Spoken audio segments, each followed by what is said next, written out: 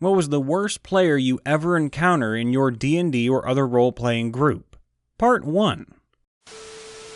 This was 5e, and we had a guy, let's call him Bob. He played a human paladin. The group was level 5 when he joined, so he started at level 5 too. We did roll for stats, 4d6, dropped the lowest, and he began by rolling really well. I don't remember exactly, but everything above 10 and at least 118. So far, so good. But no. He complained he had 2 bad stats. Wanted some special buffs from the DM to get a bit better. Did I forget something? Yeah. The DM did allow everyone to take both the stat increase at level 4 and a free feat. So, at level 5, he had both an extra feat and the stat increase, but still, he was not happy. The game begun. His paladin was a rude character that saw himself as superior to everyone else and had a love for insulting the other characters and NPCs. Such character can be rather fun if the player do it well, but soon we realized this guy did not really roleplay a character, he was just himself. If any character said something that in any way could be seen as insulting, or did in any way argue against what his character said, he, the player, got noticeably irritated and butthurt. He could never wait for his turn, talking over other players, ignoring them. If someone else was having some time in the spotlight doing some roleplay, he could not let that happen, and often just steamrolled in with his character taking over, interrupting them. But if someone did interrupt him, he was really fast to tell them not to interrupt, to let him have his game time. He loved to tell how amazing his character was.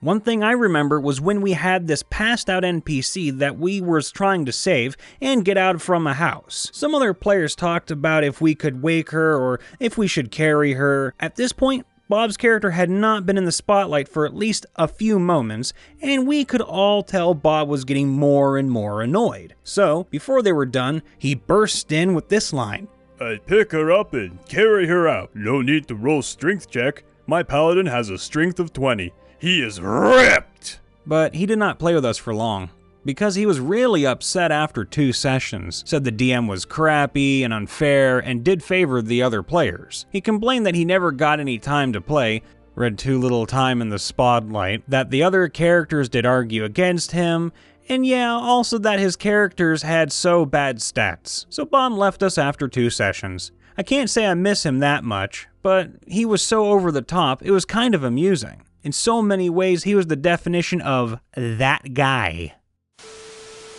Well, there's worst character, and then there's worst player. I don't recall any really poor playing on the part of our ever-changing cast of college AD&Ders, but there were a few quirks.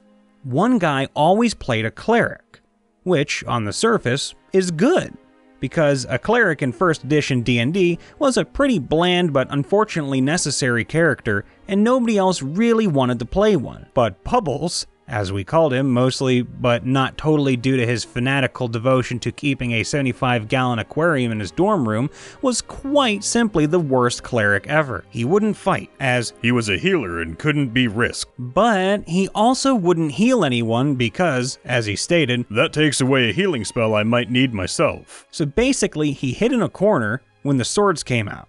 And if anyone was bleeding out on the floor afterwards, he might be convinced to heal them, if there was a safe place nearby where he could rest and rememorize afterwards. He also played a mage on 1 occasion and refused to cast spells, in case we need them later. We were always yelling at him, "Cast the damn magic missile! We're at the adventure climax and it's the fricking ogre chieftain we're fighting, you idiot! You gonna save it for his pet dog?" He eventually did so, and then, in his only real role-playing moment, proceeded to charge us for it. Okay. The worst actual person I played with was named Carrie. He was someone who just sort of showed up to one of our game sessions one weekend and started playing. Really. Nobody knew who he was. We all assumed someone else had invited him, and it wasn't until about 6 weeks later we learned that nobody knew him. This all came to light early one Sunday morning when the Orono police showed up at my dorm room asking if I knew the guy. Seems he had been spotted walking down one of the streets on campus at 3 a.m. with a PC from the college computer cluster sticking out of the back of the huge army duffel he had habitually carried around with him. The moron told them that my roommate and I had sold it to him for some software, and that the gaming group were all witnesses to the transaction. Note, this was 1989, and a PC of that type stolen ran about $2,000.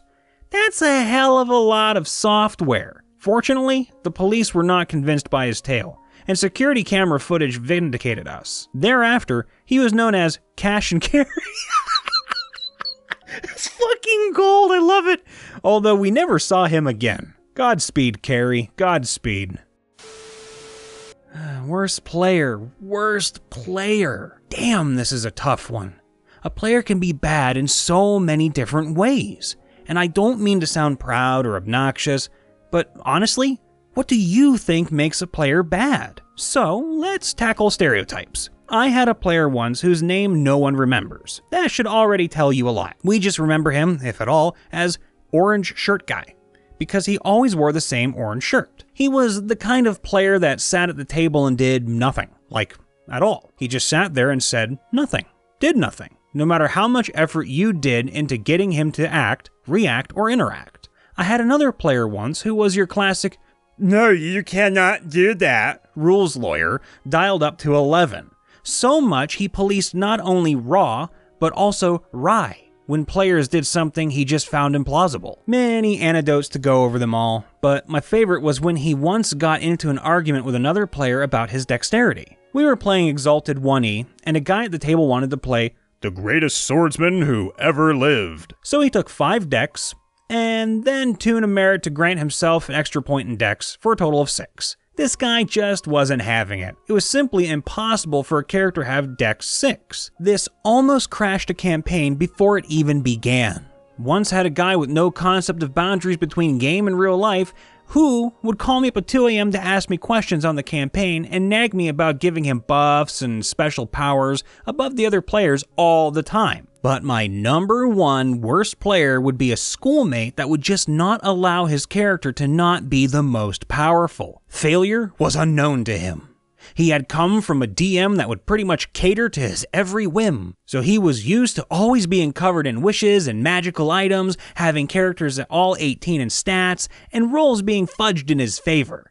Stories had to be about him, and losing was out of the question, or he would throw the hissiest of fits. Seriously annoying. Luckily, we ended up disliking each other in real life so much that we stopped being friends at all and never played again. I do not miss those days, let me tell you.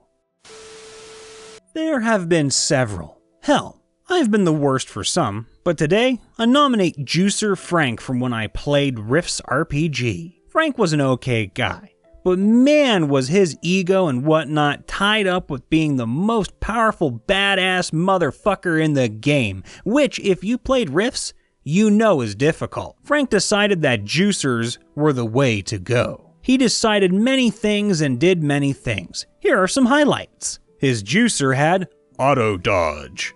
He thought that meant he could try and dodge any attack no matter what. We had to get a ruling from the publisher to show he was wrong and misreading the rules, i.e., a sniper uses a UV laser from 2,000 feet away to shoot Frank's PC in the head, then he gets no dodge as he could have had no way to know it was happening. Every time something went wrong, he would stand up, shout, and make knife hand chops at his character sheet and not coincidentally his crotch. His juicer finally got waxed by picking a fight with 7 well-armed broadkill who turned his PC into a grease stain.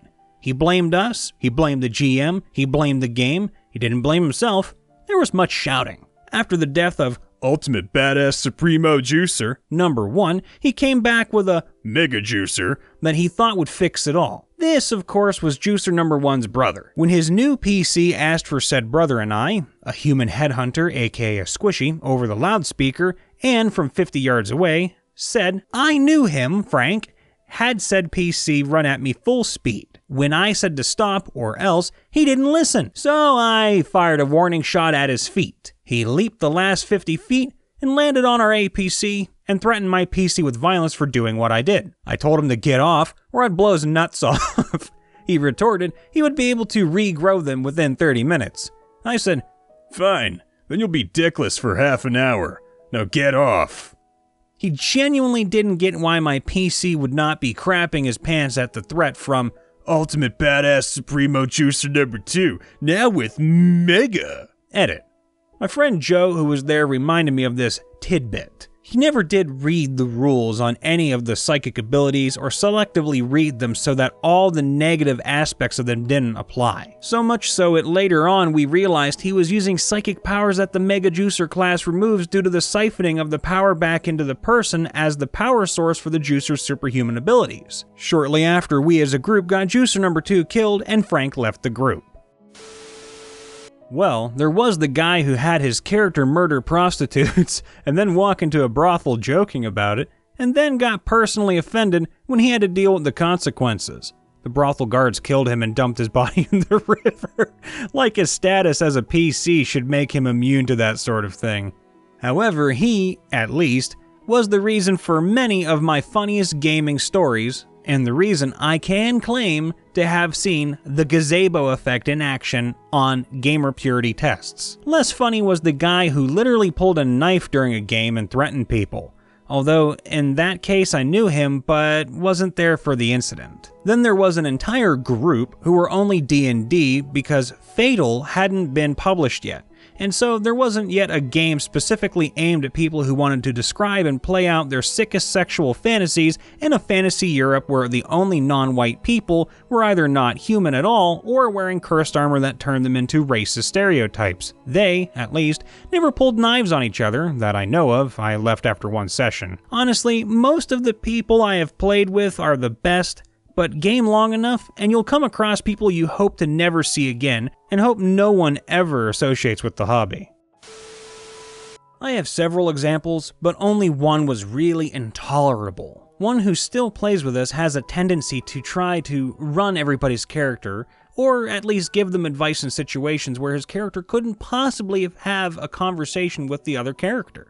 He also tends to solo a bit much, but only when his character is the scout, and to get too much of the spotlight. Another one played with us for a long time, and he had several characters whose reaction to a fight was to throw his spear and play dead. What he thought would have happened if all of us did that, I don't know. However, we put up with him until he had a personal tragedy that took him away from us. The worst player though was Stone Arrow. He named all of his characters Stone Arrow no matter how stupid that name was for the milieu.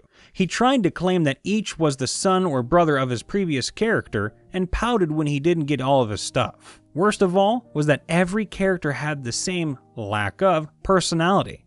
They were all the same guy. We were going to ask him to leave the group, but he showed up one day and said, "I'm quitting. None of you like me." If you're reading this, Stone Arrow, you were right.